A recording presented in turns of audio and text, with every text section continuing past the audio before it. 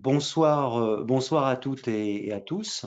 Je vous remercie d'être présents avec nous pour ce webinaire de présentation de la liste USPO aux prochaines élections URPS pharmacien en Occitanie.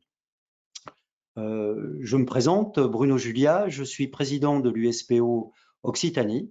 Je suis pharmacien installé en banlieue sud de Toulouse, à une trentaine de kilomètres de Toulouse. Ce soir, je vais vous présenter donc notre liste et pour commencer, les futures élections URPS. Donc, ces élections auront lieu du 31 mars prochain au 7 avril et vous élirez les 15 représentants pharmaciens au sein de cette URPS.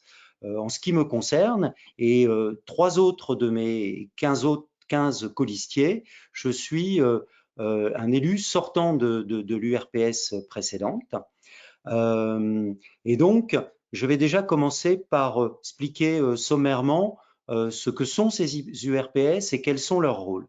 Ces URPS, ces unions donc régionales de professionnels de santé, en Occitanie, comportent 15 membres élus. Ce sont les 15 membres que vous élirez à partir de la fin du mois de mars.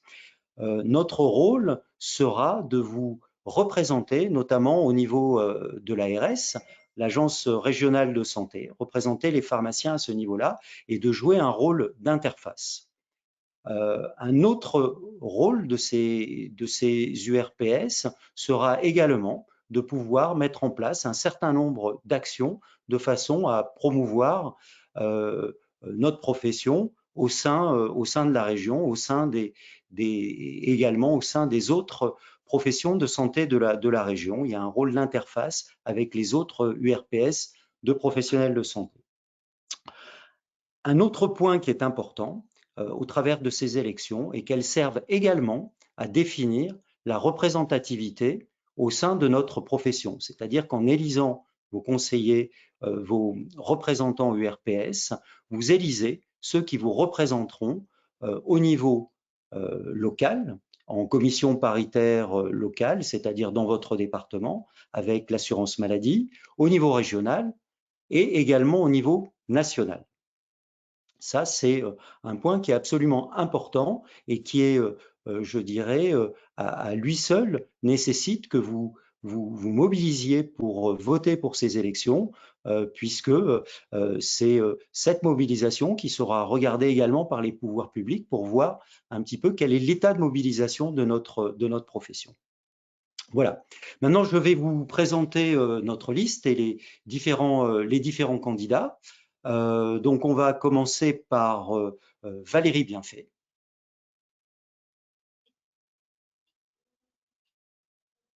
Alors,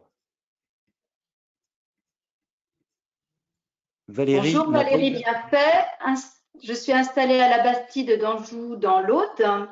Donc, je suis déjà représentante de l'actuel URPS, comme l'a cité Bruno. Et donc, je souhaite très fortement pouvoir participer aux prochaines également, car il y a encore plein de choses à faire pour les pharmaciens. Donc là, actuellement, l'émission que j'ai essentiellement fait, ça a été de représenter les pharmaciens au sein des commissions paritaires locales. Voilà. Donc après, Bruno, tu peux passer le relais ou je le passe à… Alors, Jean-François. Jean-François Brunangot.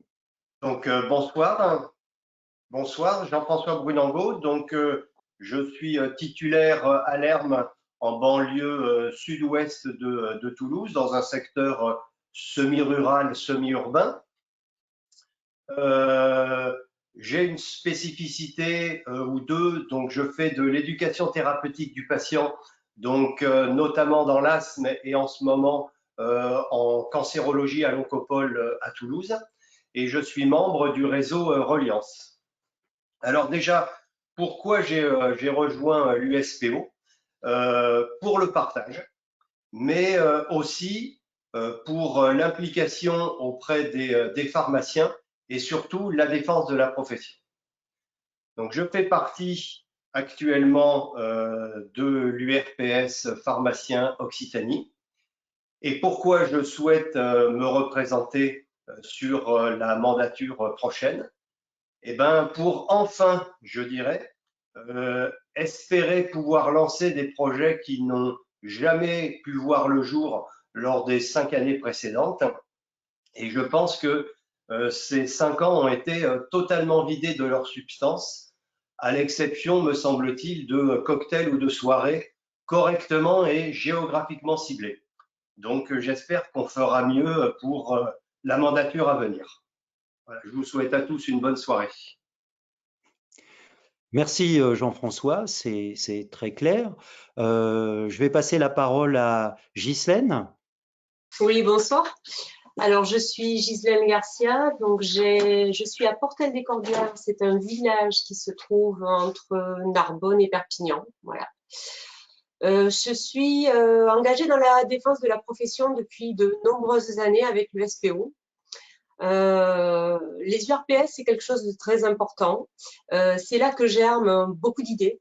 C'est là que germent beaucoup d'actions. Il faut en être persuadé, il faut le savoir. J'ai fait partie d'une association, alors on va dire pour les diabétiques, hein, pendant très très longtemps, avec lesquelles on a travaillé sur le terrain, on a mis en place des actions sur le terrain auprès de populations fragiles, hein, avec d'autres professions de santé, des infirmières essentiellement, également des médecins, des diabétologues, l'hôpital de Narbonne qui était impliqué dans cette association. Et je sais qu'au niveau des URPS, il se passe beaucoup de choses importantes et que ça va aussi dans les associations. C'est la défense de notre profession. Moi, je suis persuadée qu'il faut vraiment que les pharmaciens s'imposent comme étant des professionnels de santé. Nous sommes des professionnels de santé. Je pense que nos patients le savent et qu'il faut que les pharmaciens l'affirment et que les autres professionnels de santé le sachent aussi et le reconnaissent. Et c'est pour ça que je vais être aux RPS et c'est pour ça que je m'implique avec l'USPO. Voilà, je peux passer le relais. Merci, merci Ghislaine. Xavier? Oui, bonsoir. Alors, moi, je m'appelle Xavier Lacombrade. Je suis installé à l'Union, donc en banlieue toulousaine. Je me suis engagé à l'USPO il y a quelques années pour de repas avec des amis pharmaciens. On était encore en train de râler sur le fait qu'on était mal défendu, que c'était mal fait, qu'on ne savait pas se défendre. Et puis, il y en a un qui m'a pris au mot, qui m'a dit, mais si tu as envie d'être mieux défendu, tu n'as qu'à t'en occuper toi-même. Et je me suis engagé et j'étais accueilli par Bruno qui de suite a essayé de mettre à profit tout ça. Et la philosophie du SPO me convenait. Je dois être un solitaire, ça n'empêche pas de penser collectif. On est tous assez solitaires dans nos pharmacies, mais on peut quand même, en n'étant pas quelqu'un de très penché sur la socialisation, essayer de défendre la profession de manière collective et de penser pour tous. L'URPS, c'est aussi la chance de pouvoir travailler en interprofessionnalité et de faire avancer beaucoup de sujets entre les professions. Et c'est pour ça que je me suis présenté sur la liste en 5e position. Bruno, merci Xavier. Cathy Garcia? Oui, bonjour. Donc, Cathy Garcias, je suis présidente de l'USPO de l'Hérault. J'ai ma pharmacie sur Pesnas, donc entre Béziers, sur l'Ouest Hérault, entre Béziers et Montpellier. Mon engagement syndical avec l'USPO a toujours été une évidence. Bon, je l'ai écrit plein de fois. Pourquoi? Parce que vraiment l'USPO, c'était le seul syndicat qui permettait une évolution innovante du métier et vraiment en adéquation avec le patient. Voilà. Donc, toutes les missions, bien sûr, outre la proximité donc des pharmacies et le maillage territorial, le pharmacien doit être reconnu comme le professionnel de santé, expert donc du médicament et surtout soignant de premier recours. C'est pour ça que j'interviendrai également sur mon expérience sur les CPTS, mais également au niveau des EHPAD, parce que c'est très important. Quelque chose qui me tient à cœur également, c'est le télésoin, donc toutes ces nouvelles missions pour les bilans partagés de médication, pour également au niveau des EHPAD, on a cette possibilité d'améliorer donc les posologies, les traitements. Voilà. Donc moi, je m'engage au sein donc de l'URPS parce que ces missions-là sont à développer et également la mission de pharmacien chef d'entreprise. Ça me tient à cœur. J'ai des mandats importants sur l'Hérault et sur l'Occitanie en tant que chef d'entreprise, emploi compétences, entreprendre en santé. Et je pense que là également, il y a un groupe de travail à faire. Voilà. Merci. Merci Cathy. On va descendre un petit peu au sud. Jean-Pierre Ayatz. Oui, bonjour, Jean-Pierre Ayatz. Je suis pharmacien à Perpignan, dans un quartier périphérique de la ville nouvelle du Moulin-à-Vent. Je suis responsable de l'USPO 66. Et c'était effectivement, j'ai bien aimé, une évidence de pouvoir participer et apporter une modeste contribution au niveau de la stratégie de l'USPO, qui est celle donc du syndicat de tous les pharmaciens. Chose que, effectivement, certains de nos collègues oublient de temps en temps. Je suis intéressé en particulier et participe donc à la mise en place d'un établissement de soins primaires sur un quartier de ville, qui est la forme première, et on en discutera tout à l'heure avec Cathy Garcia, qui est elle sur les CPTS, qui est sur la forme, je dirais, ultime, qui nous permettent d'avoir un exercice coordonné avec les professionnels de notre secteur et qui est totalement dédié aux patients, qui, on l'oublie de temps en temps, notre cœur de métier. Donc dans cette activité-là, l'activité de terrain et de proximité pour tous les collègues, on va pouvoir y participer et essayer d'organiser, de procédurer ces mises en place qui sont, je pense, extrêmement intéressantes pour l'avenir. Dernière chose qui sera intéressante dans notre mandature, c'est d'essayer de faire prendre conscience aux jeunes installés, avec toutes les contraintes qu'ils ont et le manque de temps et le manque de visibilité sur la chose, d'essayer de rejoindre la cohorte des adhérents à nos organisations syndicales, parce que beaucoup de travail qui se met en place maintenant depuis fort longtemps, ça sera surtout pour eux. Donc ça fait partie des objectifs que l'on peut atteindre pour pouvoir montrer quel intérêt la participation syndicale est intéressante au niveau des jeunes diplômés, des jeunes installés. Très bien. Merci, merci Jean-Pierre. On va glisser vers l'Ariège. Olivier Bascoulès. Ouvre ton micro, Olivier. Bonsoir, je suis Olivier Bascoulès, donc je suis installé au nord de l'Ariège, à Les Hâtes-sur-Lèze.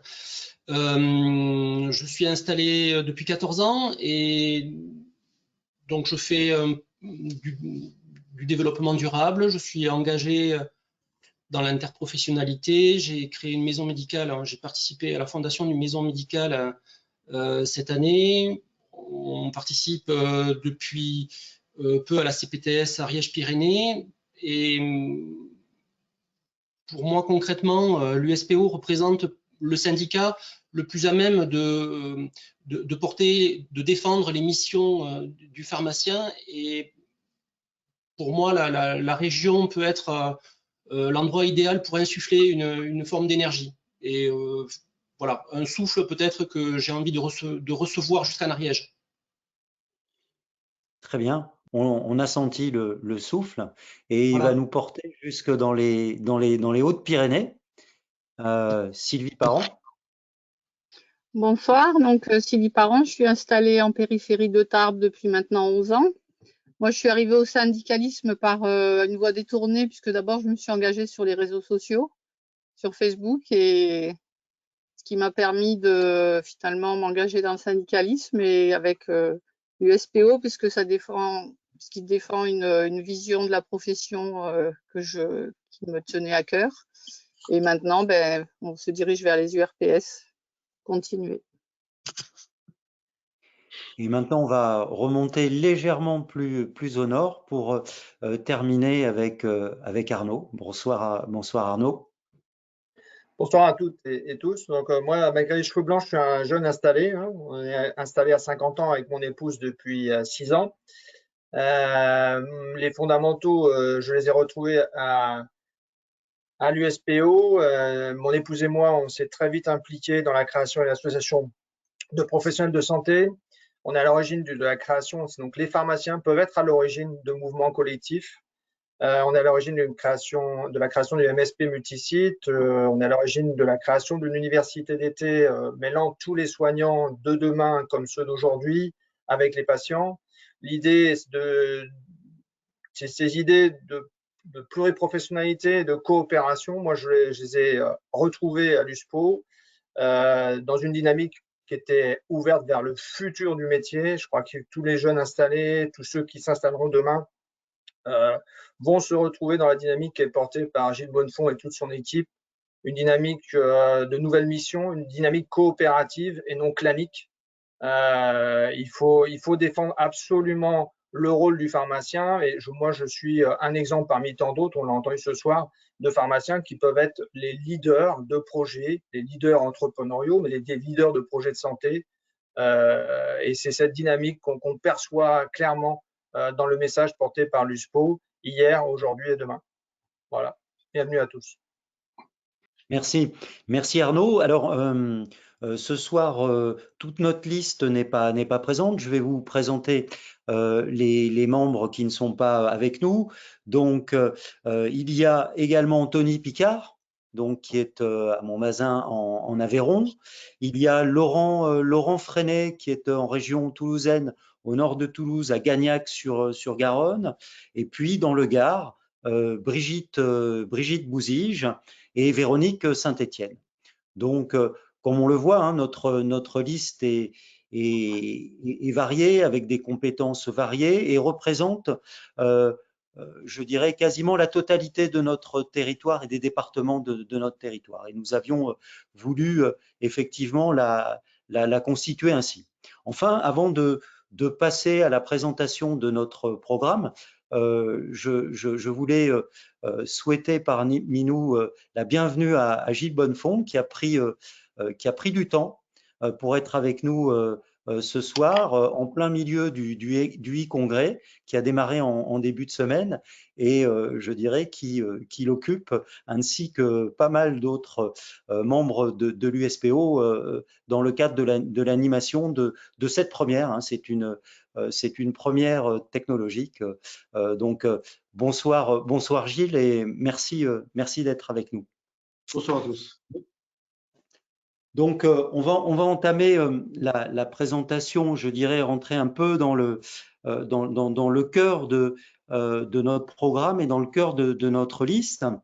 Déjà, je voulais en préambule commencer par présenter l'état d'esprit, la philosophie qui a régi à la constitution de cette liste, qui s'est vraiment réunie autour d'une idée forte, qui est une idée d'ouverture.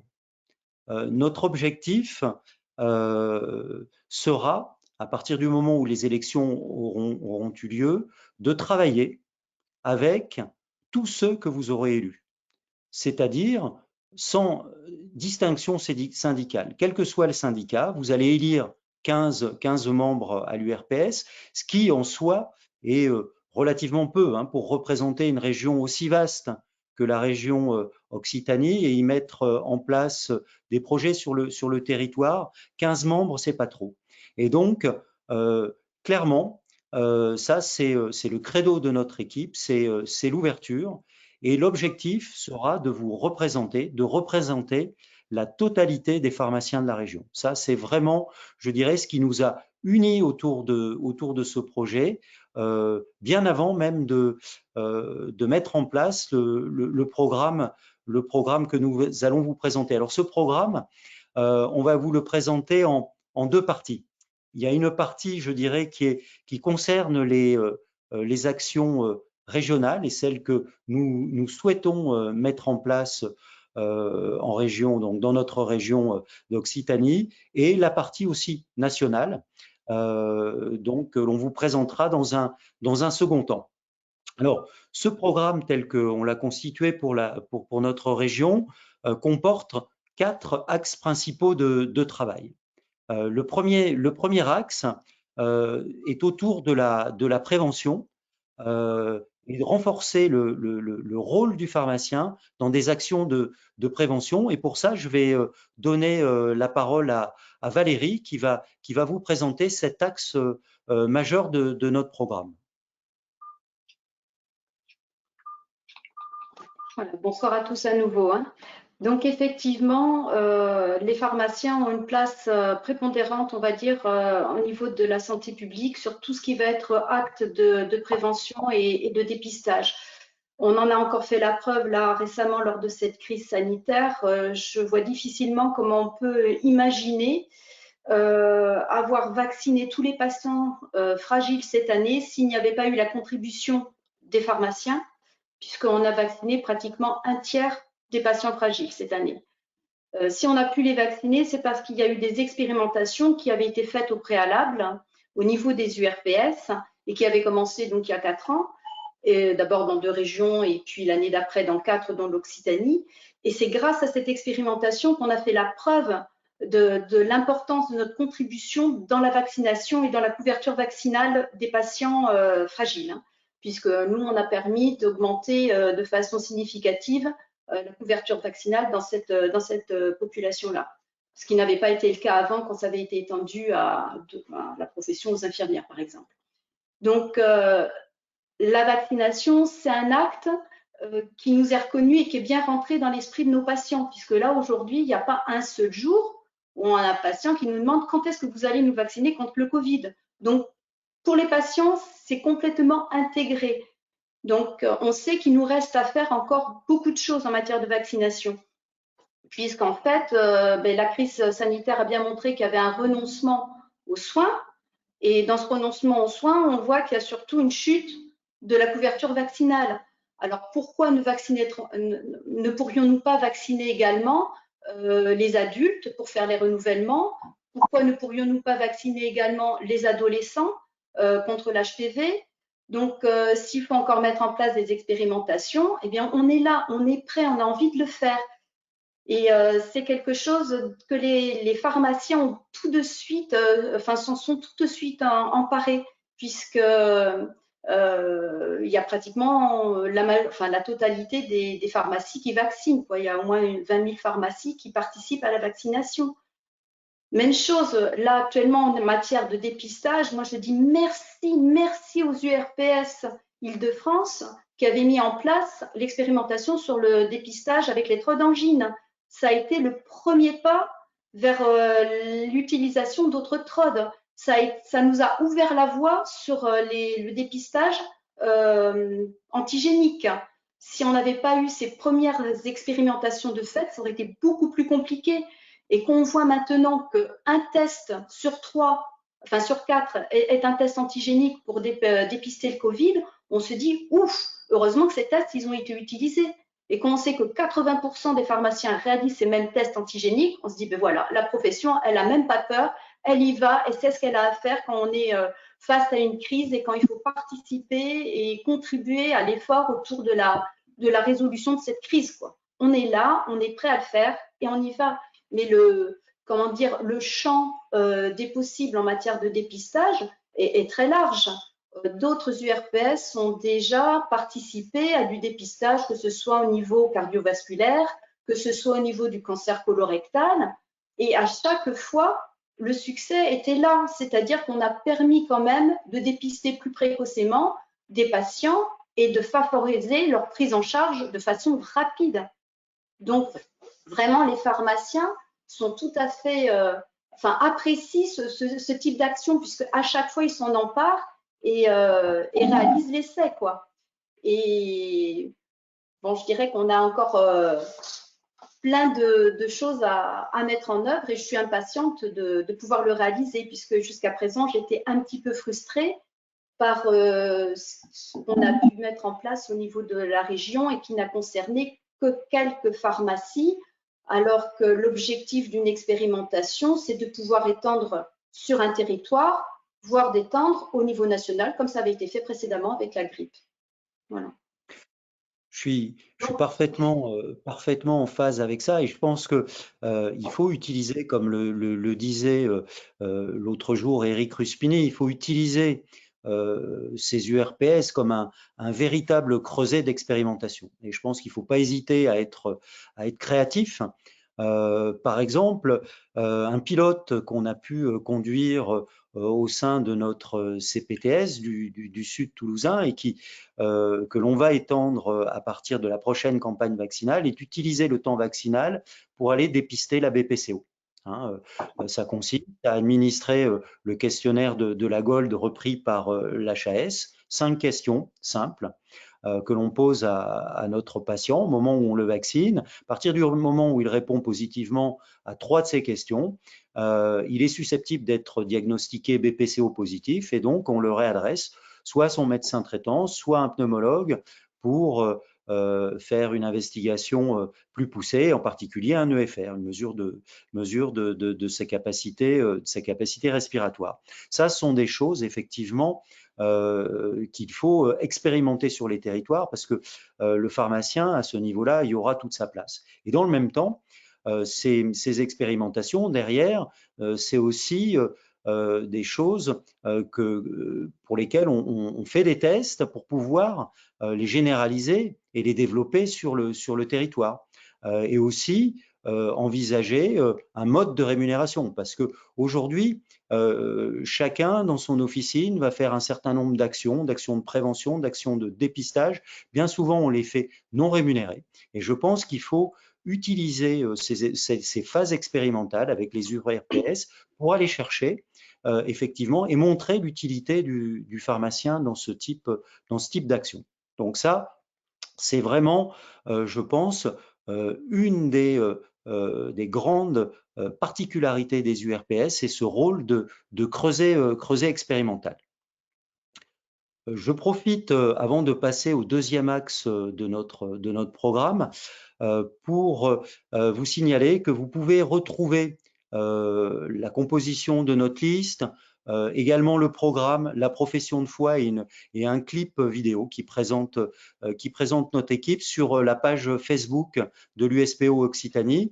Et vous retrouvez également tous ces éléments et bien d'autres sur également le site USPO Occitanie, site web, où vous avez un grand nombre d'éléments disponibles. Si vous voulez revoir un certain nombre de choses, vous y retrouverez également un certain nombre de replays d'intervention de certains de nos confrères de tous les coins de la France. Le deuxième axe de notre programme que l'on va vous présenter, je vais passer la parole à Xavier qui va nous parler de l'accompagnement dans le cadre de la sortie hospitalière et de la prise en charge de nos patients à ce moment-là. Oui, bonsoir. Donc en fait, la sortie hospitalière, on y a tous été confrontés. Le samedi soir, la personne se pointe, elle n'a pas d'infirmier, le médecin généraliste n'est pas disponible, n'a pas reçu forcément le courrier encore de l'hôpital. Quel traitement donner, quelle adaptation de traitement, vers qui renvoyer. Et on essaie de tout gérer un samedi soir entre 19h et 19h30. Donc il y a une idée qu'on cherche à mettre en place avec l'URPS, c'est d'essayer d'organiser mieux cette sortie, de l'organiser déjà d'une manière coordonnée entre les infirmiers, les médecins généralistes et l'hôpital ou la clinique. C'est de tous travailler en équipe. Les hôpitaux sont bien capables de nous trouver quand ils ne savent pas quel traitement prend la personne. Ils arrivent à nous téléphoner, à nous demander le traitement. Donc, il n'y a pas de raison qu'on ne puisse pas continuer à bosser main dans la main après la sortie.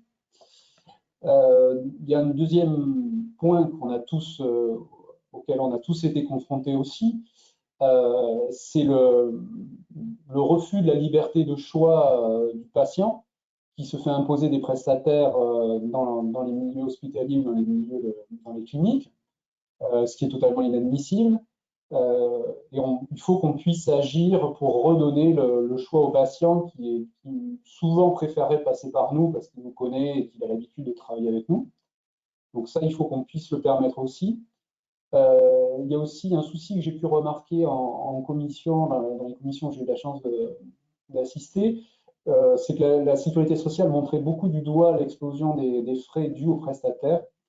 Et je pense qu'on aura l'oreille de la sécurité sociale lorsqu'on pourra lui expliquer que dans notre approche et dans notre métier, on a toujours essayé de faire le maximum d'économies et de donner ce qui était nécessaire et que ce qui était nécessaire. Bon, on l'a prouvé déjà à maintes reprises, donc je pense que là aussi, lorsque la sécurité sociale verra une meilleure prise en charge du patient et une économie, on peut s'attendre à ce que les choses bougent. Et en tout cas, si elles doivent bouger, ce sera par l'intermédiaire de l'URPS et de l'interprofessionnalité, de la communication entre chacun. On a pu tous remarquer aussi que sur tout ce qui était nouvelles technologies, nouveaux traitements, les pressions positives et autres traitements, on ne les voyait pas, on ne les voyait plus. Il n'y a pas de raison qu'on ne puisse pas continuer de travailler avec nos partenaires habituels, continuer à proposer ce type de traitement, que ce soit l'oxygène ou la pression positive, ou encore les pompes à insuline. Tout ça, on est capable de le faire. On est capable de le faire avec un moindre coût, avec une plus grande professionnalité, avec une meilleure proximité, une meilleure connaissance du patient. Donc tout ça, ça peut être défendu, ça peut être réfléchi, ça peut être organisé. Et les 5 ans qui viennent pour la prochaine URPS, c'est aussi le moyen de travailler là-dessus et d'arriver à certaines choses. Il n'y a pas de combat perdu. Je pense qu'on peut regagner des parts de marché et arriver à réapprouver, à faire réapprouver à tout le monde que c'est notre place et que c'est notre rôle. Je repasse la parole à Bruno. Non, mais c'est effectivement ce point-là qui va me permettre de, comment dire, d'enchaîner avec le point suivant. On est vraiment là dans le cadre effectivement de la coopération interprofessionnelle, aider toutes ces structures interprofessionnelles qui sont en train de se mettre en place, en particulier les CPTS, lancés à l'origine par Marisol Touraine, qui ont été reprises dans Ma Santé 2022. Et là-dessus, je voudrais passer la parole à Jean-Pierre Ayat, qui va nous parler effectivement des équipes de soins primaires, qui sont le premier maillon de ces structures pluriprofessionnelles au niveau du terrain. Et ensuite, Cathy qui nous parlera des CPTS. Oui, rebonsoir. Donc, les équipes de soins primaires sont la première structure collective multiprofessionnelle et qui peut exister quasiment partout. Donc, à travers le fait qu'il n'y a pas besoin d'avoir un local dédié, il n'y a besoin d'avoir qu'un médecin dans la structure qui peut se construire sous une forme associative, simple, et tous les professionnels médicaux ou paramédicaux du secteur qui veulent participer là-dedans. L'intérêt de la chose est premièrement une fluidification de l'information et du passage, puisqu'on a accès à d'autres professionnels, alors que nous sommes au contact du même bassin de population. Deuxièmement, nous sommes un point d'entrée lorsque, en particulier, les praticiens ne sont pas toujours disponibles, ne sont pas disponibles. Donc, on a un accueil d'ouverture qui est nettement plus grand.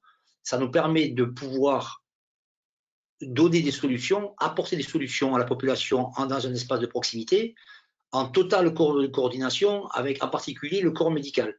Et chose que l'on peut faire redescendre sur le corps infirmier qui est absolument prioritaire sur le contact de la population directement à domicile. Donc l'idée de mettre ça en place, c'est de pouvoir mutualiser et coordonner l'information, la compétence, le savoir, et de pouvoir donner une porte d'entrée à la population, même dans de l'urbain, suite au maillage médical qui est de plus en plus distendu, chose que personne ne peut nier. Donc c'est extrêmement simple, la mise en place se fait sous une forme de déclaration associative. Il y a tout un tas d'aides possibles au niveau des ARS en particulier, qui voient ça d'un œil extrêmement intéressant. Et à partir de ce travail, deuxième point qui est très intéressant, c'est la mise en commun de l'information. Sur la mise en place du dossier médical partagé qui a pris manifestement quelques retards et qui n'est pas tout à fait encore au point, loin de là, c'est un moyen aussi de pouvoir répondre de manière la plus efficace possible à un besoin de la population d'information, de prise en charge. On a le même problème avec les médecins locaux que ce dont parlait tout à l'heure Xavier, avec les sorties hospitalières. On a exactement les mêmes problèmes tous. Donc la constitution de ces organismes collectifs qui sont extrêmement simples, qui ne demandent pas beaucoup d'investissements administratifs et préfectoraux, permettent de pouvoir organiser un soin de proximité auprès de la population. Et dans les endroits où c'est mis en place, c'est extrêmement bénéfique pour tout le monde. Pour tout le monde. Et c'est une porte ouverte pour des situations un petit peu plus grandes, en particulier rurales, où Cathy donc, va pouvoir prendre la suite pour le développer mieux que moi. Oui, merci. Alors, il est vrai que les ARS demandent donc la structure des CPTS et on est vraiment aidé. Et moi, ce que je veux dire ce soir, je ne vais pas parler de l'organisation de la CPTS. Il faut que les pharmaciens rentrent dans les CPTS parce qu'il y a vraiment des missions spécifiques aux pharmaciens. Il y a la mission, bon, on parle toujours de la sortie hospitalière, c'est une mission de la CPTS. Il faut savoir, c'est le patient qui est au cœur de la CPTS. Les CPTS ont été créés pour l'accompagnement du patient. Le patient est toujours au cœur du système pluridisciplinaire où il y a le pharmacien, le médecin et l'infirmier. Bien sûr, d'autres. Mais il faut savoir, pour la sortie hospitalière, par exemple, que les prestataires de services ne font pas partie, ne peuvent pas intégrer les CPTS. Donc là, il y a quand même quelque chose à faire. Le pharmacien doit prendre en main ces dossiers-là qui sont de sa compétence. Et il faut savoir également que depuis le 14 janvier, les pharmaciens peuvent également être des acteurs de soins de premier recours grâce à la dispensation protocolisée, qui permet, comme vous le savez, la prescription aux patients de traitements pour la cystite, pour les mal de gorge, le renouvellement aussi pour tout ce qui est la rhinoconjonctivite, mais également les soins dentaires, puisqu'on ne peut plus, on doit envoyer nos patients donc, chez le médecin pour obtenir une ordonnance comme ceci. Et dans les CPTS, la CPTS permet de créer une convention, de passer une convention entre les professionnels de santé, donc le pharmacien et les médecins, et de pouvoir donc accéder donc à cette prescription de traitement. Et ça, c'est très important. Et il faut que le pharmacien prenne vraiment en charge ces dossiers-là au niveau des CPTS, parce qu'il faut savoir qu'à l'heure actuelle, les CPTS, c'est quand même très médico-centré. On fait beaucoup de choses pour les médecins, parce que c'est vrai qu'ils ont été beaucoup, dans certaines CPTS, à l'initiation de la CPTS, mais là, le pharmacien doit reprendre la main. Et on a vraiment beaucoup de dossiers importants pour reprendre la main dans ces CPTS et avoir vraiment un travail sur le territoire avec l'ensemble des professionnels de santé. C'est ce que je voulais dire. Donc, engagez-vous. Alors, à ce niveau-là, je pense que effectivement, l'URPS a un grand rôle à jouer, et notamment dans l'accompagnement, dans votre accompagnement pour la création ou la participation à ces structures pluridisciplinaires, que ce soit des ESP, des CPTS, parce que je sais que les uns et les autres peuvent trouver ça extrêmement complexe, parfois technocratique, certains diront même des usines à gaz, mais dans le même temps, on sait bien que le système de santé et l'avenir du système de santé s'articulera autour de ce travail en équipe et en équipe pluriprofessionnelle. Et donc, nous essaierons de mettre en place au niveau de notre équipe une structure d'accompagnement pour vous aider à vous y retrouver et à mettre en place de telles structures au sein de, je dirais, de vos territoires, là où sont implantées les officines. Je pense qu'il faut essayer d'aller plus loin dans l'accompagnement pour que les pharmaciens y aillent. Il y a effectivement tout ce qui est autour, comme l'a dit Cathy, de la dispensation protocolisée, mais il y a également d'autres missions autour des patients chroniques, des traitements chroniques, des renouvellements, où effectivement le pharmacien, dans le cadre de ces structures pluriprofessionnelles, pourra trouver une place encore plus importante que celle qu'il a aujourd'hui. Je pense que c'est important que nous y soyons représentés et bien représentés à côté de nos amis médecins et autres professionnels de santé. Le dernier axe de notre programme régional, en tous les cas le dernier axe que nous avons présenté, il s'agit d'un axe de facilitation, simplification pour la réalisation de nouvelles missions. Là, je pense en particulier au bilan de médication, bilan partagé de médication, pour lesquels les pharmaciens aujourd'hui ne se sont pas, je dirais, suffisamment sans doute sentis à l'aise pour prendre ces bilans de médication à bras le corps.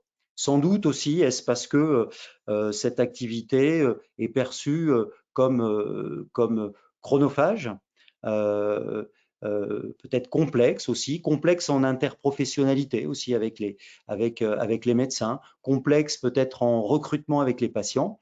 Et à ce niveau-là, on souhaite effectivement pouvoir simplifier la mise en place dans les officines des bilans de médication par, je dirais, déjà deux types d'actions qui seront, je dirais, avec un objectif de recentrer essentiellement le temps de ces bilans de médication autour du patient et de l'échange du pharmacien avec le patient, en simplifiant, en permettant une automatisation, notamment par le recueil des données dans les logiciels, dans nos logiciels métiers. Aujourd'hui, nous avons tous des logiciels métiers et aujourd'hui, ils font relativement peu le job, on n'en trouve pas, qui nous facilite la tâche à ce niveau-là. Ça fait 40 ans qu'on a des logiciels qui nous permettent effectivement de faire de la facturation, mais aujourd'hui, je trouve que nos solutions informatiques dans les officines sont très absentes de ces nouvelles missions. Je pense que là-dessus, il faut aller plus loin.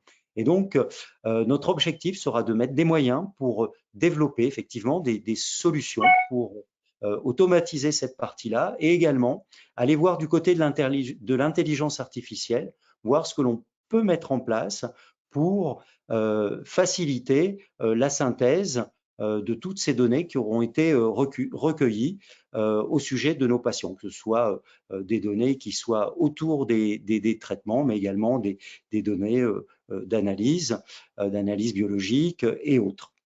Voilà, ça c'est un point qui est important, sur lequel on souhaite mettre des moyens importants et l'URPS est doté et bénéficie de ces moyens pour travailler avec des partenaires, notamment des partenaires informatiques qui savent faire ce genre de choses, et on souhaite pouvoir mettre à disposition ce type d'outils pour tous les pharmaciens de la région. Et si besoin, on ira chercher des collaborations avec d'autres URPS pharmaciens pour essayer de mettre des moyens en commun et essayer d'arriver au final à avoir un outil qu'on pourra mettre à disposition de la profession. Voilà présenté les 4 axes principaux du programme de notre liste au niveau de la région. Avant de passer sur la partie nationale, je voulais voir avec Bénédicte s'il y avait des questions déjà sur cette partie-là auxquelles on aurait pu répondre avant d'enchaîner sur le programme national et voir la suite avec Gilles. Pour l'instant, je n'ai pas de questions.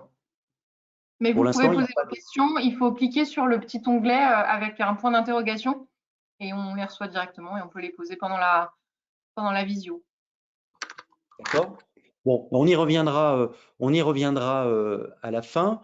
Je vais donc là passer la parole à Gilles sur peut-être nous faire une synthèse rapide de notre programme régional et puis enchaîner sur les axes principaux du programme de l'USPO.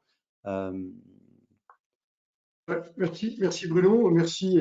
Donc, je voulais d'abord vous dire à tous les pharmaciens Occitanie qu'ils ont de la chance d'avoir une équipe comme la vôtre qui se présente, qui passe du temps, qui s'investit et qui s'investit avec des convictions. Et on le sent à travers vos propos. Voilà, on sent que vous avez envie de prendre un mandat pour faire des choses, pour faire progresser le métier en Occitanie.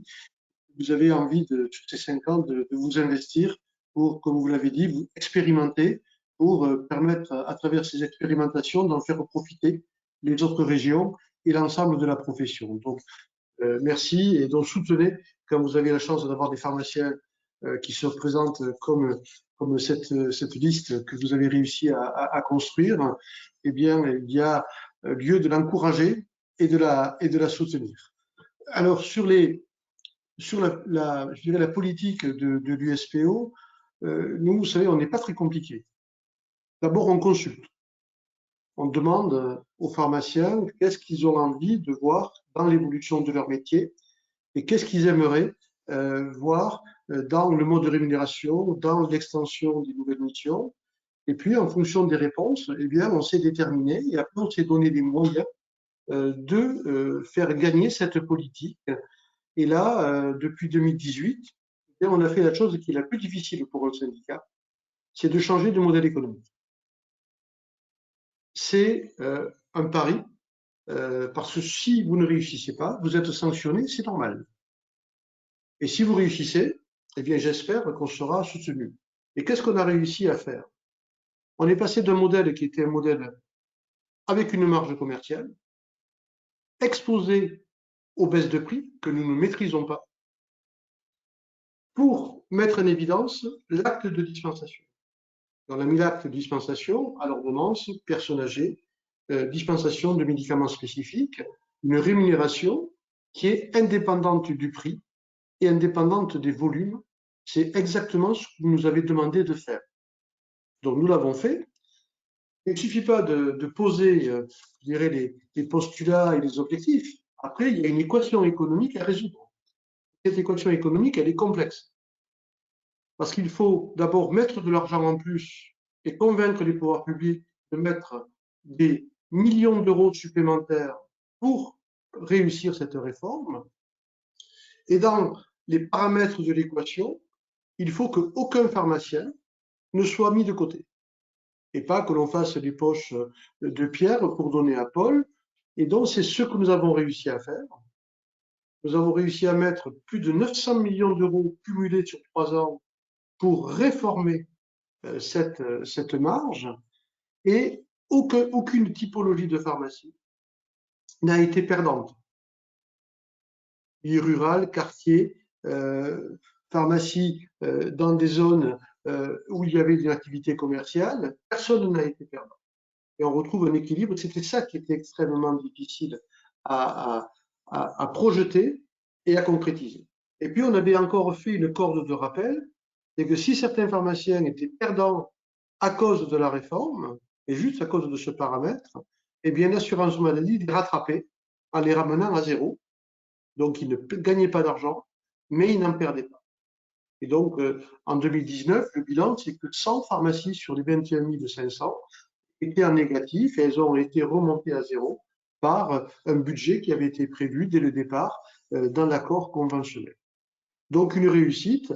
Alors, quand on parle de 900 millions, 500 millions, 300 millions, ça ne parle pas beaucoup. On se rend compte bien sûr que ça fait beaucoup d'argent. Mais qu'est-ce que ça fait pour mon entreprise? Et là, vous avez la possibilité pour des pharmaciens qui sont abonnés à Pharmastat, à IQVIA, d'aller regarder l'impact de l'avenant numéro 11 que nous avons signé seul sur votre entreprise. Donc, c'est sur votre activité réelle, combien vous avez gagné en marge et combien vous auriez gagné en marge si on n'avait pas fait cette réforme.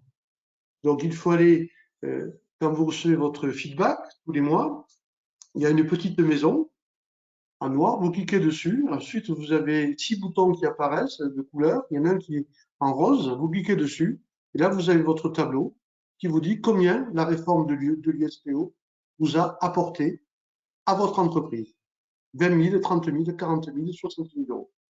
Et je peux vous dire que quand les pharmaciens font cet exercice, ils sont assez surpris de voir le montant que ça représente, et c'est conforté par les experts comptables qui le disent clairement, puisqu'eux commencent à voir, bien sûr, ont vu toute l'année 2019 et commencent à voir le début de l'année 2020, et ils disent clairement que heureusement que cette réforme était là, parce qu'elle a permis d'abord d'amortir la crise de 2020, et ensuite elle a amélioré la marge malgré des stagnations de chiffre d'affaires.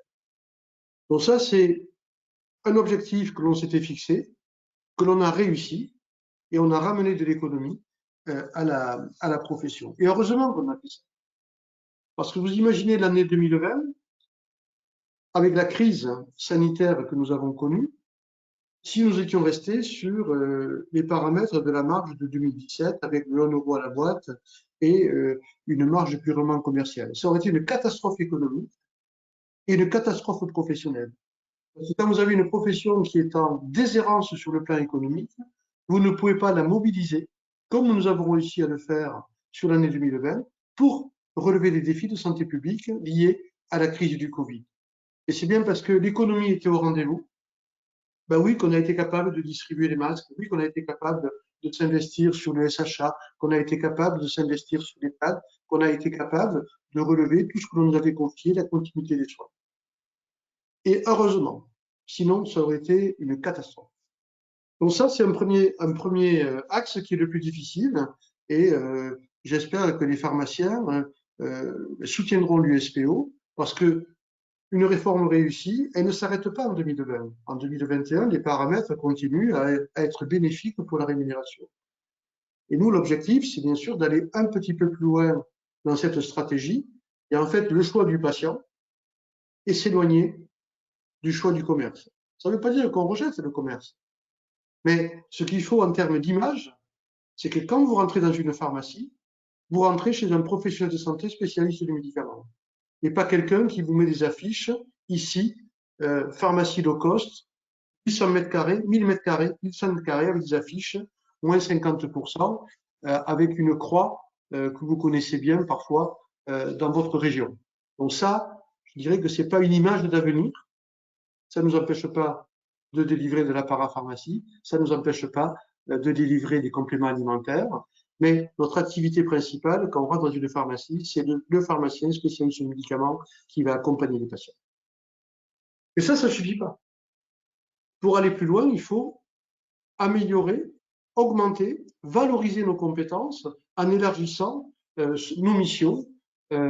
Et la première mission, bien sûr, c'est l'accompagnement du patient. C'est le bon usage des médicaments. C'est la lutte contre la iatrogénie. L'acte de dispensation, ça peut être un acte qui peut devenir très rapidement galvaudé, mécanique, toutes sortes de boîtes. Non, ce qui fait la valeur d'un pharmacien, c'est qu'il valide une ordonnance et qu'il va plus loin dans l'accompagnement du traitement. Il permet au patient d'adhérer à son traitement. Et donc, c'est ce qu'on a construit avec les entretiens pharmaceutiques pour la première fois, qui au départ étaient des ROS, puis qui maintenant deviennent des actes que l'on peut où on peut être payé de façon plus simple. Et on va chercher encore, comme le disait Bruno, et comme vous nous le demandez, de simplifier encore plus et d'aller un petit peu plus loin dans la simplification et dans l'accompagnement avec le soutien notamment des logiciels qui ne sont pas là suffisamment développés pour notre partie métier. Ils sont dans la gestion, mais pas dans les métiers, donc il faut que ça évolue. Donc, accompagnement des patients. Là, on va travailler sur l'accompagnement des patients diabétiques. Ensuite, on va également aller sur le sevrage tabagique, aller sur la préparation des doses administrées, aller sur la dispensation à domicile, donc toute une série de services qui permettent aussi d'améliorer l'observance des traitements et la lutte contre la perte d'autonomie qui va être un enjeu formidable à relever dans l'organisation du système de santé. Donc, élargissement des compétences, et puis vous l'avez dit, vous l'avez présenté, c'est bien sûr tout ce qui relève de la prévention et du dépistage. Et franchement, les tests antigéniques, quand on nous a posé la question, c'était au moment où les biologistes étaient plantés avec des queues infernales sur les trottoirs parisiens, des résultats qui étaient rendus au bout de 7 jours. Donc, confiné 7 jours et que tu n'as pas de résultat, c'est vraiment pas très intéressant. En plus, ça coûtait très cher. Donc, quand on nous a posé la question, moi, j'ai dit au ministère, écoutez, c'est pas compliqué, j'ai un conseil d'administration ce soir et je vous donnerai l'avis de mon conseil d'administration. Le conseil d'administration de l'USPO a été unanime pour dire il faut y aller. Oui, le geste n'est pas simple. Oui, il va falloir qu'on forme les pharmaciens. Oui, il va falloir qu'on leur explique comment se protéger parce qu'ils vont aller au contact du virus, directement. Et bien, voilà, on a réussi à faire ce travail et c'est là où on voit que le syndicat, l'USPO, est toujours tourné vers l'avenir, toujours anticipe, toujours regarde ce qui va se passer et regarde quel va être derrière, d'abord si on est capable de le faire, et puis quel est l'intérêt du patient dans cette affaire qui est absolument indispensable. Et si notre pays ne se porte pas si mal aujourd'hui par rapport à d'autres pays étrangers, c'est parce qu'on dépiste beaucoup, et donc on est capable de casser les chaînes de contamination beaucoup plus vite que les autres, parce qu'il y a des tests antigéniques en complément des tests PCR. Quel combat avec les biologistes qui continuent.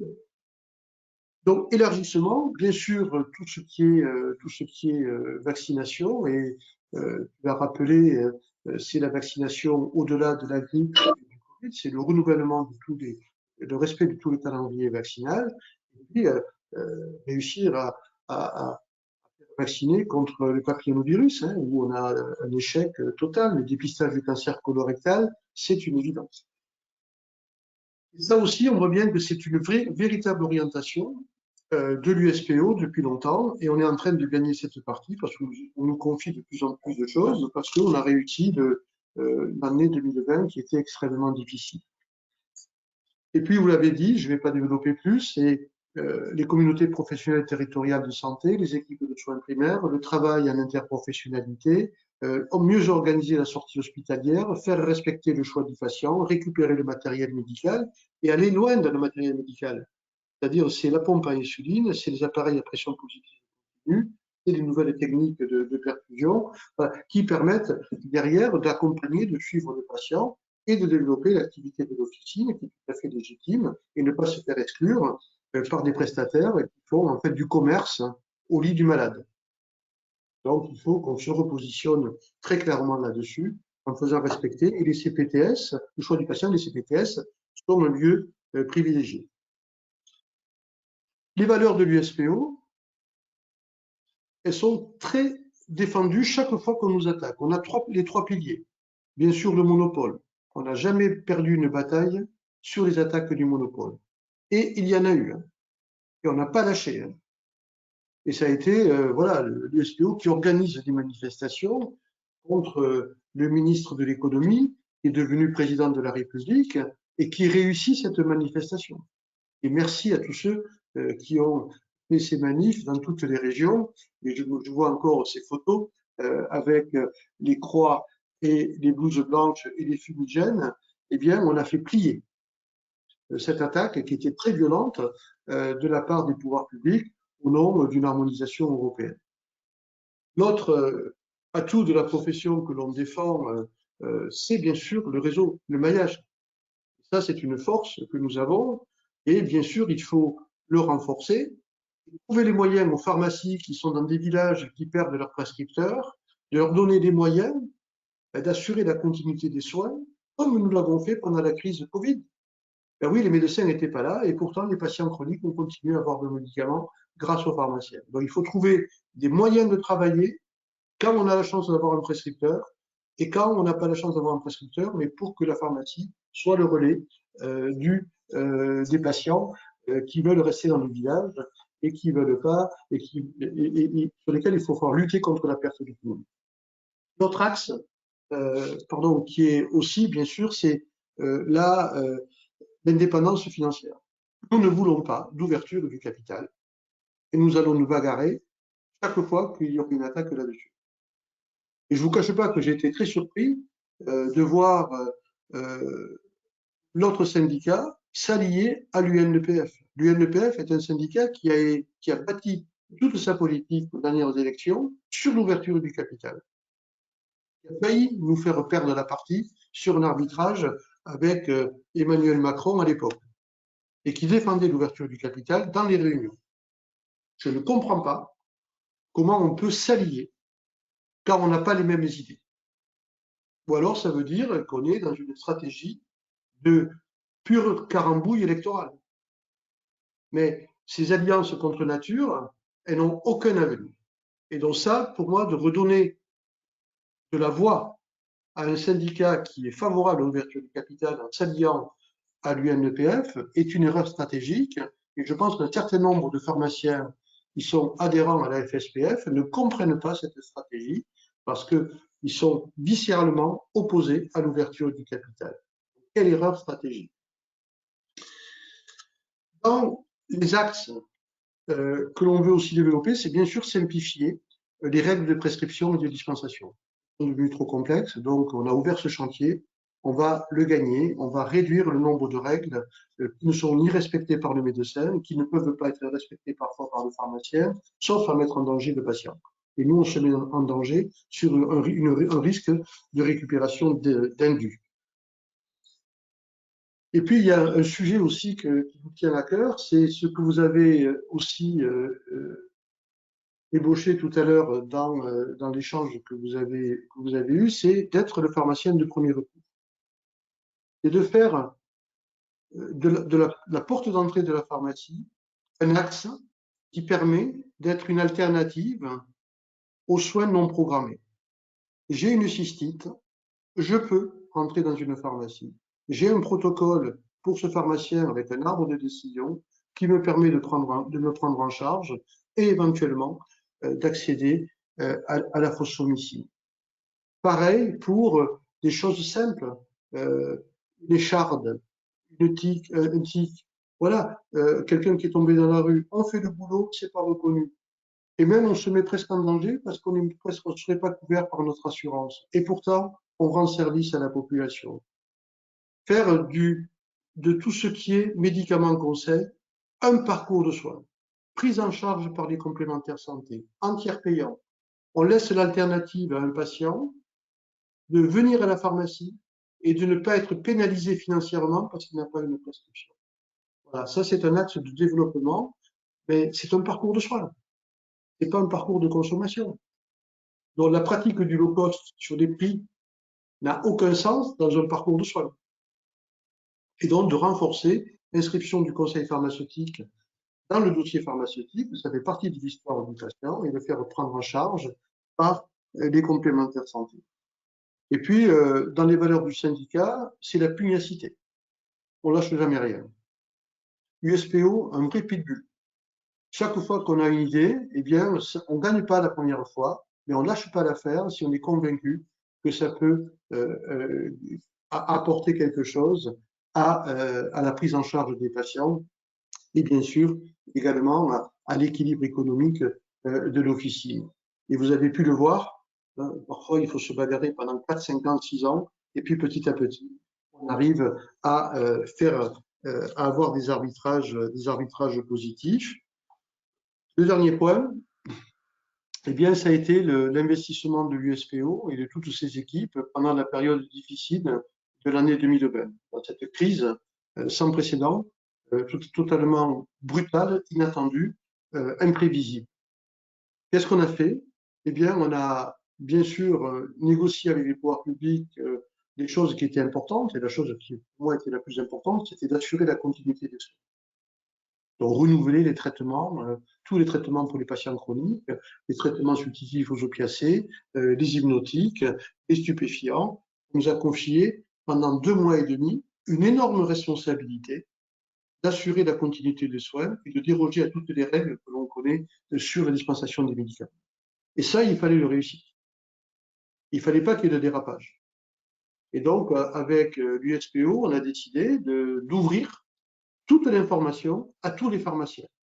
Solidarité, soutien total. Au moment où tout le monde se retrouvait un petit peu isolé et ne savait pas trop quoi faire de cette situation. Eh bien, on a fait les webinaires du dimanche, que l'on continue. On a fait toute l'information, fax, mail, etc., la foire aux questions, le site internet ouvert.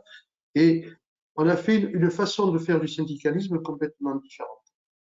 Ouverte, solidaire pour tous les pharmaciens, parce que c'était l'intérêt de la profession d'être soutenu.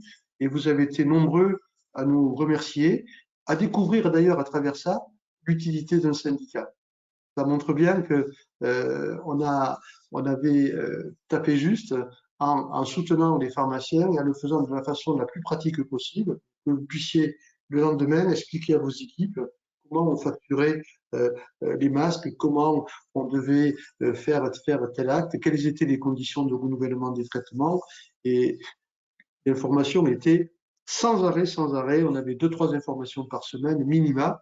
Et parfois, il fallait rectifier les tirs parce qu'elles pouvaient être contradictoires par des décisions contradictoires des pouvoirs publics. pas simple de s'y retrouver avec tous ces textes et tous ces DGS urgents. Et puis le dernier point, celui congrès, voilà, qui est ouvert depuis lundi, qui va être actif avec une trentaine de débats jusqu'au 14 mars. Il est ouvert à tous, vous pouvez y aller. Il y a bien sûr l'accès à tous les débats et toutes les visios. Il y a accès avec des stands pour les partenaires qui peuvent être interactifs. Après, voilà, toute une série d'informations qui sont à votre disposition. L'accès est entièrement gratuit. Ça permet aussi d'alimenter les débats, de voir les personnes qui sont interrogées, comment eux voient les pharmaciens et qu'est-ce qu'ils attendent des pharmaciens. Ça passe par le discours d'Olivier Véran, par l'interview du directeur de l'assurance maladie, l'interview du représentant de France Asso Santé, Gérard Raymond d'ailleurs, qui habite l'Ariège, et qui voilà, explique lui ce qu'il attend des pharmaciens et comment il voit l'évolution de ce métier dans la future organisation du système de soins.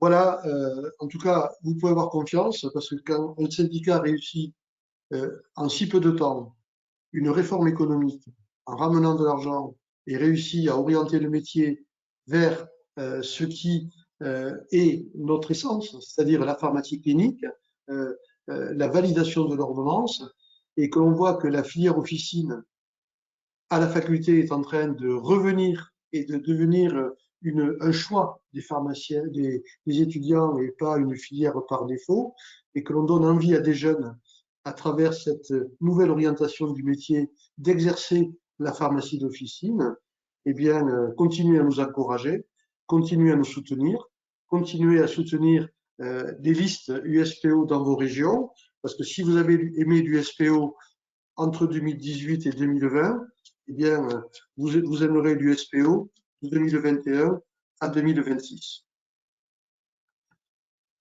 Bon.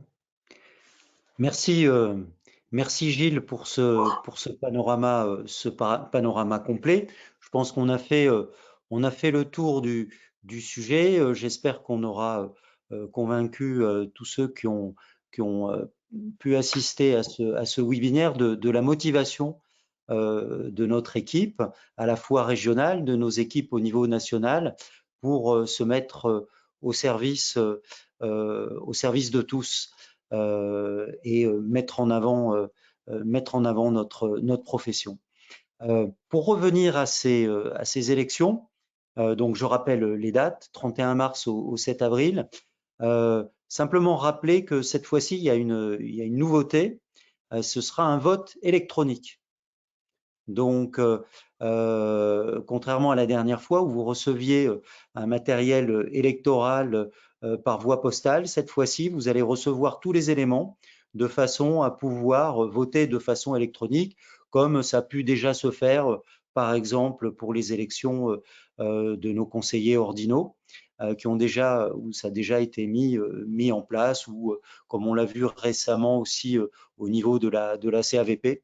On a eu cette possibilité-là, donc qui est une nouveauté, bon, qui sur le fond, je dirais, ça a été testé. On a eu un certain nombre de pharmaciens expérimentateurs, et a priori, toutes les remontées qu'on a eues, c'est que c'était relativement simple à mettre en œuvre et je dirais sans difficulté. Une question peut-être pour ceux qui auraient des soucis. Est-ce que malgré tout, il est prévu des voies dérogatoires par courrier ou est-ce que c'est uniquement le vote électronique? Non, ce n'est qu'un vote électronique. Simplement, alors d'abord, il faut se munir de son numéro d'inscription à l'ordre, puisqu'il fait partie des renseignements à donner au moment du vote en enlevant la lettre. Il faut mettre que les chiffres. Voilà, donc ça va être expliqué dans les courriers. Alors, il y a deux types d'incidents. Premier incident, vous n'avez pas reçu le matériel pour vous identifier. Le courrier n'est pas arrivé, etc. Donc là, il y a une corde de rappel, un numéro qui est ouvert en 08 qui permet de signaler que vous n'avez pas reçu le matériel pour accéder au vote et vous allez recevoir par SMS avec bien sûr des sécurité pour pouvoir voter. Et ensuite, si pendant la procédure de vote, il y a un incident parce qu'il y a une fausse manip, etc., et que vous êtes bloqué, eh bien, pareil, avec ce numéro 08, vous pourrez obtenir, je dirais, un dépannage s'il y a un blocage, et le vote ne se fait que par vote électronique. Donc, les courriers devraient arriver les 15 derniers jours de mars, puisque la Poste voilà, marche un petit peu moins bien que d'habitude, donc je pense qu'ils vont essayer de prendre un petit peu de marge. Sur l'enveloppe, ce sera spécial élection, voilà, pour le titulaire, donc bien identifié dans le courrier que vous recevez à la pharmacie. Et puis après, le vote démarre le 31 mars jusqu'au 7 avril, sachant qu'au milieu, il y a le lundi de Pâques. C'est pour ça que ça a été allongé au-delà d'une semaine. Alors, une question qui revient souvent, Gilles. La vaccination pour la Covid en officine, c'est pour quand? Je désespère. Non, on voit bien. Bon, d'abord, vous avez remarqué qu'au mois de janvier, nous, on a mis un bazar pas possible dans les médias. Tous, là, on est tous passés à la télé, dans les radios, etc. Pour dire qu'on en avait ras-le-bol. Et pourquoi on a fait ça? Pourquoi en 4 jours, on a envahi tous les médias? C'est parce qu'on sentait bien que le piège est en train de se refermer et que les médecins voulaient tout garder. Quel que soit d'ailleurs le type de vaccin. C'était la partie à gagner du temps. Alors c'est vrai que tant qu'il n'y a pas beaucoup de doses de Pfizer et de Moderna, c'est un petit peu compliqué. Là, on est au démarrage de l'AstraZeneca, avec 550 000 doses, à peu près 500 000 doses qui sont déjà arrivées et qui ont permis de vacciner les professionnels de santé plutôt dans les établissements et un peu en ville. Et là, il va y avoir pas 650 000, mais 550 000 doses. Et là, ça y est, déjà, on a perdu 100 000 doses en route pour la première semaine permettre aux médecins de vacciner au prétexte que eux vont choisir entre la tranche 50-64 ans, pas tout à fait 65, que les patients en risque de comorbidité. Et donc, bien sûr, il n'y a qu'eux qui peuvent savoir qui est à risque de comorbidité. Toi, tu as un patient qui est en LED, tu n'as pas le droit de le savoir. C'est pas très malin. Donc, en fait, c'est un moyen encore de dire si tu passes chez le docteur, tu pourrais être vacciné en priorité. Voilà, c'est ça leur stratégie. Garder une file active, comme d'ailleurs ils ont voulu le faire pour le Pfizer. C'est insupportable. Insupportable parce que d'abord, quand ils vont prendre les 10 doses, il va falloir qu'ils trouvent 10 patients à la suite pour vacciner. Je ne suis pas sûr qu'ils aient fait ça et je pense qu'ils vont prendre le flacon en disant bon, ben, je vaccinerai au fur et à mesure. Sauf que quand tu vaccines au fur et à mesure et que tu as un frigo, il faut que tu le gardes après avoir prélevé la première dose que 48 heures. Donc il va falloir qu'ils s'organisent. Ça veut dire qu'il va falloir qu'ils sacrifient une demi-journée de consultation, ce que beaucoup ne veulent pas faire. Et donc, ils essaient de gagner maintenant la seconde semaine, 1,1 million de livraisons, en disant on n'aura pas vacciné tout le monde, il faut encore que l'on garde. Et puis, ils vont essayer de garder la troisième semaine parce que c'était les vacances de février. Et chaque fois, il y a quelque chose, ils essaient de garder jusqu'aux élections du 31 mars, parce qu'en fait, ils se servent de cette vaccination comme un outil de campagne électorale. Il suffit de regarder les communiqués de presse. Et donc, on voit bien qu'il y a vraiment une différence d'approche. Parce que quand on est dans une crise sanitaire, comme on la connaît aujourd'hui, où il y a des décès, il y a des invalidités à cause de la Covid, il y a un effondrement économique du pays, il y a des jeunes qui ne peuvent plus aller à la fac. Voilà, et on voit toutes les difficultés. Et de voir que les médecins, leur seul combat, c'est d'empêcher les pharmaciens de faire, pour eux faire alors qu'ils savent qu'ils ne peuvent pas faire, et donc après d'essayer de créer des centres de vaccination AstraZeneca, mais quelle médiocrité, quoi.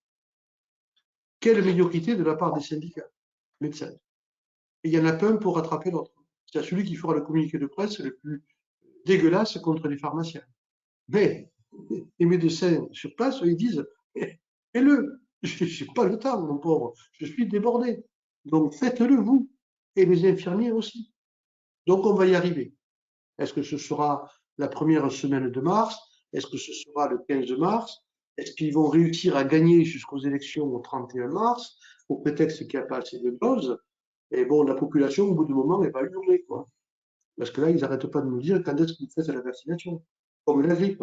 Laissez-moi choisir l'endroit où je veux être vacciné. Qu'est-ce que c'est ce pays? On file des doses à ceux qui ne veulent pas vacciner parce qu'ils ne le peuvent pas, et on ne file pas les doses à la profession qui a 95% de vaccinés. Belle stratégie, quoi. Insupportable. Insupportable. Donc, on va y arriver. On va y arriver. Et puis, moi, je dis aussi le vaccin Pfizer.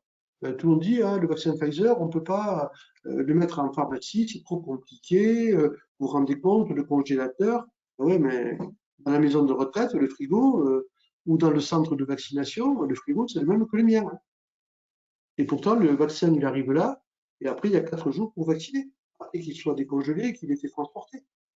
Bon, alors, c'est pas possible de faire ça en pharmacie. Mais bien évidemment que c'est possible de le faire. Ça pose aucun problème. Le tout, c'est de s'organiser.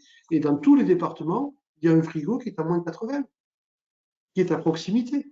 Et donc, avec le grossiste, il peut nous livrer le lundi. Et nous, on a mardi, mercredi, jeudi, vendredi pour vacciner. Et d'ailleurs, on peut aussi en donner aux infirmiers et aux médecins s'ils veulent vacciner du Pfizer. C'est pas gênant. Mais voilà, c'est des trucs qui sont complètement incohérents.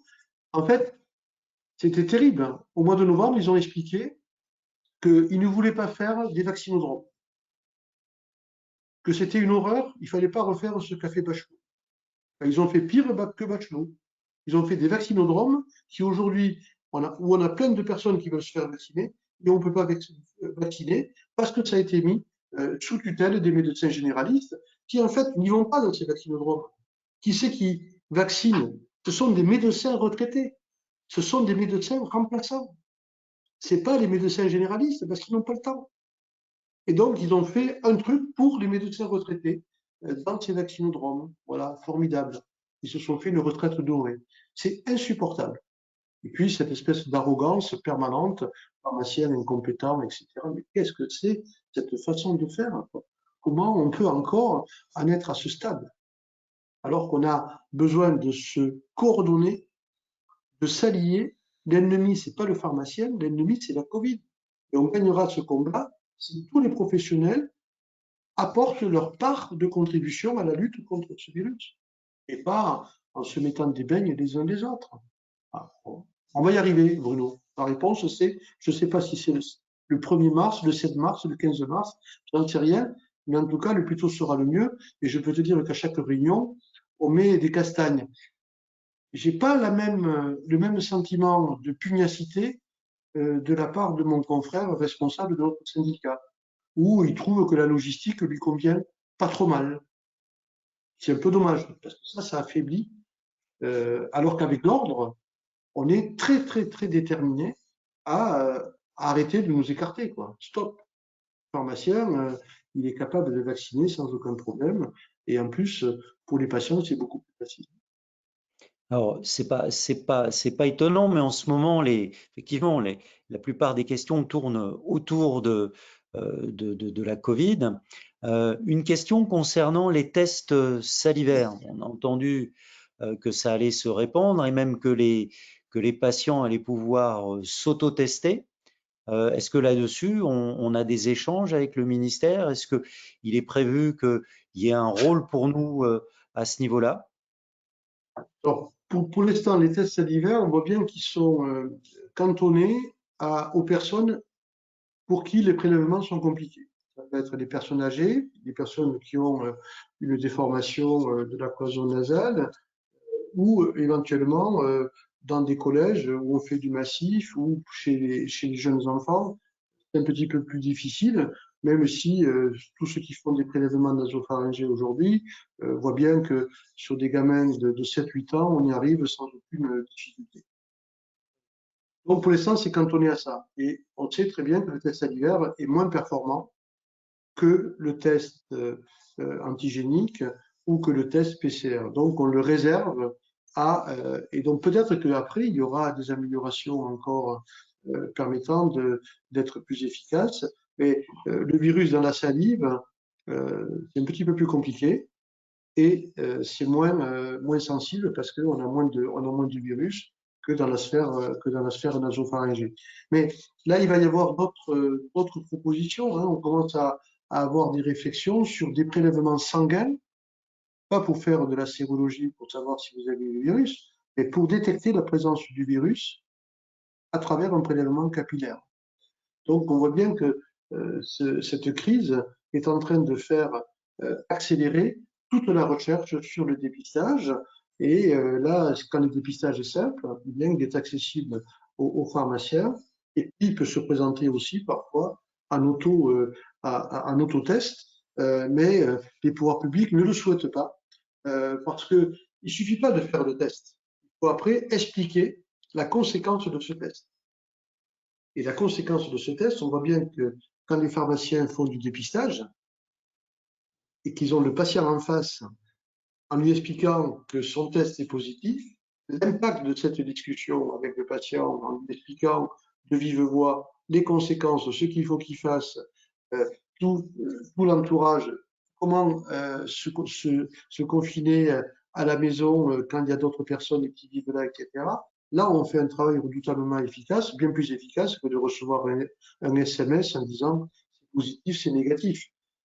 Donc, l'autotest aujourd'hui, quand il y a de telles conséquences rapides et pour la population, dont on risque d'épidémie, eh bien, ce n'est pas la stratégie pour l'instant qui est privilégiée, pas en France.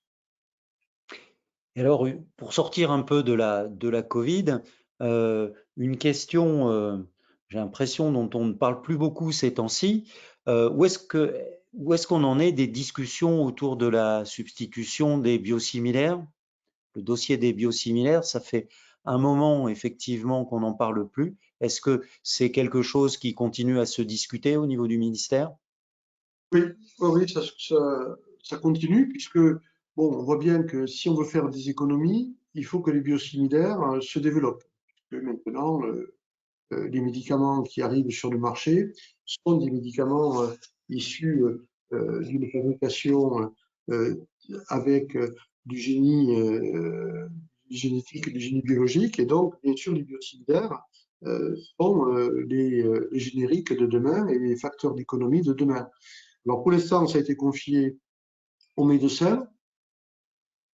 On n'a pas de doute sur le résultat médiocre que cela va donner. On va remettre sur le tapis pour le prochain PLFSS la façon dont on pourrait substituer, parce que c'est une substitution, les médicaments biosimilaires. Alors, en associant les patients, bien évidemment. Voilà, il y a parfois des pathologies sensibles, comme on l'a connu pour le générique avec l'épilepsie, avec des traitements subtils osocacés, où on voit que sur certaines classes thérapeutiques, est plus difficile. On aura la même chose pour les biosimilaires. Et puis, il faut trouver un modèle économique qui est différent de celui des génériques, parce qu'on est sur des prix qui sont complètement différents, et puis on a changé de modèle économique. Donc, il va falloir adapter le mécanisme incitatif pour que le pharmacien développe les biosimilaires de façon peut-être un petit peu plus astucieuse et différente, mais aussi efficace que ce qu'on a fait avec le générique, mais peut-être pas des objectifs 80 à 90% en des effets courts. Voilà, peut-être une montée en charge un peu plus raisonnable, mais avec des enjeux économiques extrêmement importants pour les patients. Donc oui, ça fait partie des priorités, ça, de l'USPO, pour la rentrée. Bon, je crois, on a fait un tour assez large. Est-ce que Bénédicte, peut-être, je ne sais pas s'il y a des questions, Bénédicte, est-ce que à travers le chat ou si vous ouvrez les micros, j'ai vu qu'il y avait Anthony qui s'était connecté. Il n'a pas ouvert Anthony Picard. Non, il n'a pas. Visiblement, je viens de voir, il n'a pas. C'est Anthony Picard de notre liste. Il n'a pas réussi à ouvrir. La caméra est. D'accord. Ouais. Donc, si quelqu'un veut poser des questions par le chat, ou peut-être Bénédicte, si vous voulez ouvrir les micros de tous les participants. Comme ça, ils pourront poser la question. Bien sûr. Pour l'instant, j'ai pas de questions, mais je vais ouvrir les micros de tout le monde. Ah, si j'avais. J'ai Guillaume Gori qui a levé la main. Alors peut-être que vous voulez parler, ou peut-être que c'est une fausse manip, je ne sais pas. Vous avez votre micro ouvert si jamais vous voulez parler.